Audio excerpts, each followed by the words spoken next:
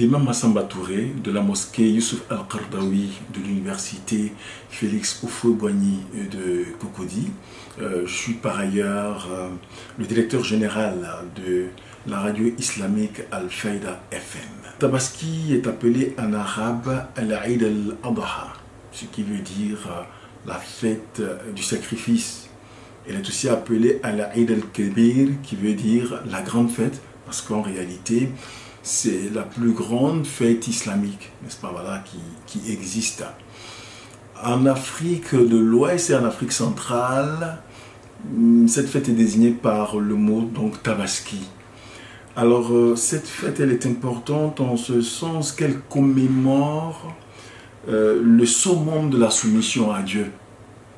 Le prophète Abraham, que la paix et le salut d'Allah soient sur lui, a vu en songe Allah lui ordonner d'immoler son fils Ismaël. En obéissance à cet acte, il a d'abord informé son épouse, la mère donc du prophète Ismaël alayhi salam, et Ismaël lui-même quand il était encore tout petit.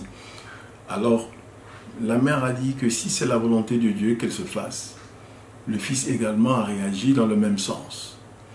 Au moment où Abraham s'apprêtait donc à poser l'acte de l'immolation de son propre fils qu'il a eu à un âge très avancé, vous imaginez donc le degré d'amour, n'est-ce pas, qu'il pouvait éprouver pour cet enfant. Il est tout à fait évident que l'épreuve, elle était à son paroxysme au niveau du prophète Abraham. Immoler son propre enfant qu'on aime de toute la force de son âme. Alors donc, au moment où l'acte devait se poser, donc, Allah envoya l'ange Gabriel en français, avec un bélier pour racheter cet enfant. Alors, cette commémoration, elle se fait en souvenir, n'est-ce pas, voilà, de cet élan de respect de la volonté de Dieu qu'a eu le prophète Abraham. Et le sens que nous lui donnons, c'est de pouvoir non seulement nous souvenir cet acte-là, mais dans le même temps interroger notre foi, interroger notre élan d'attachement à la volonté de Dieu, de respect de la volonté de Dieu.